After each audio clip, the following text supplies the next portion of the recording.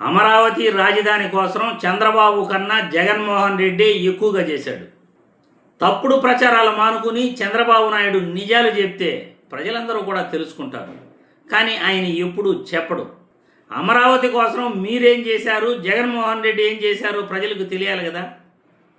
ఒక్కసారి సోషల్ మీడియాలో వైరల్ అవుతున్న ఒక చిన్న వీడియో చూపించి తర్వాత మనం విశ్లేషించుకుందాం.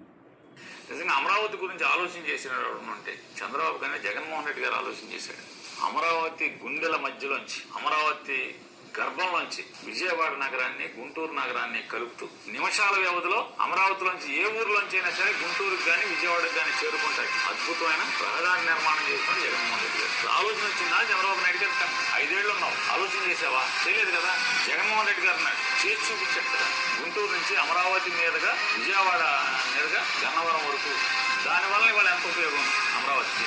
ఆ హైవే నుంచి ఇంటర్నల్గా ప్రతి గ్రామానికి కనుక 4 లేన్ రోడ్డు కలుపుకుంటే ఎంత రేటు పెరిగిపోతుంది. చంద్రబాబు నాయుడు వీళ్ళని బలిపోసం చేయకుండా ఉంటే ఆ రోడ్డు నుంచి ఏ ఊరు కావు రోడ్లు వేసుకుంటే ఎవడాస్తేనే అసలు మామూలుగా అదే పోర్టులో గెలిపేది.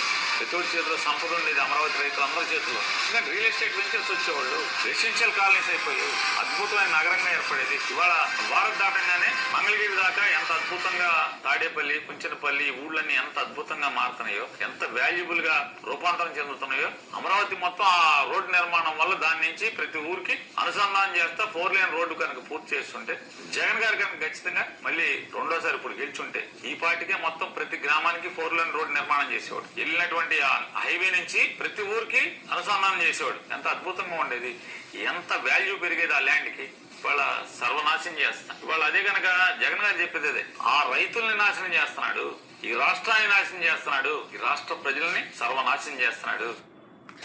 చూశారుగా, చంద్రబాబు వల్ల రాష్ట్రం నాశనం అవుతా ఉంది. వ్యవస్థలను నాశనం చేస్తున్నాడు, ప్రభుత్వ బడులను నాశనం చేస్తున్నాడు, ప్రభుత్వ ఆసుపత్రులను నాశనం చేస్తున్నాడు, విద్యార్థులను నాశనం చేస్తున్నాడు, శాంతి భద్రతల విషయంలో రాష్ట్రాన్ని అగ్నిగుండంలాగా మారుస్తున్నాడు. ఇప్పుడు అమరావతి రైతులను నట్టేటా ముంచుతున్నాడు.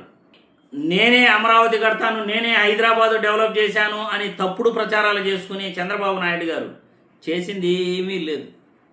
2014 నుండి 2019 వరకు అధికారంలో ఉన్నప్పుడు అమరావతి ఏపీ రాజధానిగా అనౌన్స్ చేశాడు. అనౌన్స్ చేసిన తర్వాత 5 సంవత్సరాల్లో ఆయన కనీసం చిన్న రోడ్డు కూడా వేయలేదు. జగన్మోహన్ రెడ్డి అధికారంలోకి వచ్చిన తర్వాత అమరావతి నడి బొడ్డు నుండి గుంటూరు, విజయవాడ రోడ్లను అనుసంధానం చేస్తూ కలుపుతూ ఆయన రహదారి నిర్మించడం జరిగింది.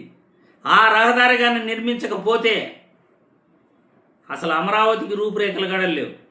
తాడేపల్లిలో జగన్మోహన్ రెడ్డి నివాసం ఉండటం వల్లే ఆ చుట్టుపక్కలంతా కూడా రోడ్లు వేయటం జరిగింది.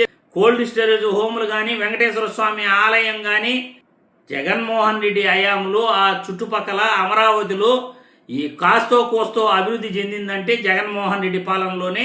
జగన్మోహన్ రెడ్డి అక్కడ నివాసం ఉండటం వల్ల, అమరావతి నడిబొడ్డు నుండి రహదారులు నిర్మించటం వల్ల కాస్తో కోస్తో రోడ్లైనా పడ్డాయి, రహదారులైనా కనెక్టివిటీ ఏర్పడింది. అంతకు మించి చంద్రబాబు నాయుడు అమరావతి కోసం చేసింది ఏమీ లేదు.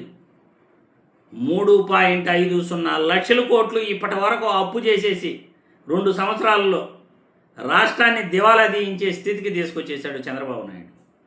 ఆ 3.50 లక్షల కోట్లు ఎక్కడ అభివృద్ధి చేశావు, ఎక్కడ ఖర్చు పెట్టావు అంటే అసలు ఎవరికి కూడా అంతు చెక్కిన ప్రశ్న. అప్పులు తెచ్చి ఈయన ఏం చేస్తున్నాడు అనేది కూడా ఎవరికి అర్థం కావట్లేదు. ఒక్కొక్క సచివాలయం నిర్మాణం 6,500 కోట్లు, 7,000 కోట్లు ఖర్చు అవుతా ఉంది అంటున్నారు. అద్దాల మేడల కోసం 2,500 కోట్లు ఖర్చు పెడుతున్నాడు అంటున్నారు. కేవలం మోడీ గారు ఒక గొప్ప పార్లమెంట్ని 800 కోట్లతో కట్టగలిగాడు.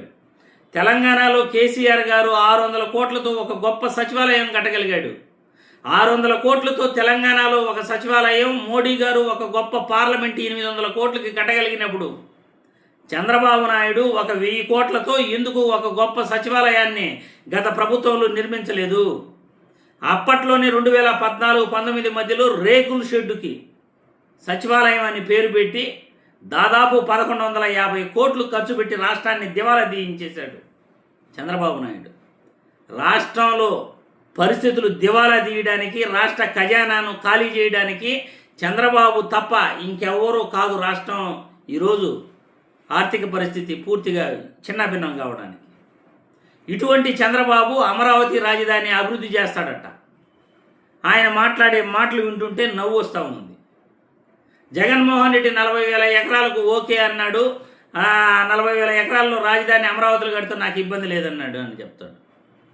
అసెంబ్లీలో ఏం చెప్పాడు జగన్మోహన్ రెడ్డి? ప్రభుత్వ భూముల్లో రాజధాని కట్టమన్నాడు కానీ ప్రైవేటు భూములు తీసుకోమని ఎక్కడ చెప్పాడయ్యా జగన్మోహన్ రెడ్డి? కావాలంటే రికార్డులు చెక్ చేసుకోండి, మీరు చెప్పేవన్నీ అబద్ధాలు అని క్లియర్గా ప్రతి ఒక్కరికి కూడా తెలుస్తుంది. అమరావతి కోసం ఏదైనా చేశారు, ఎవరైనా ఏదైనా చేశారంటే అది జగన్మోహన్ రెడ్డి చేశాడు. ఆయన వల్లే కాస్తో కోస్తో రహదారులన్నా పడగలిగాయి. చంద్రబాబు నాయుడు వల్ల ఏమీ అమరావతిలో అభివృద్ధి కాలేదు, కాబోదు కూడా.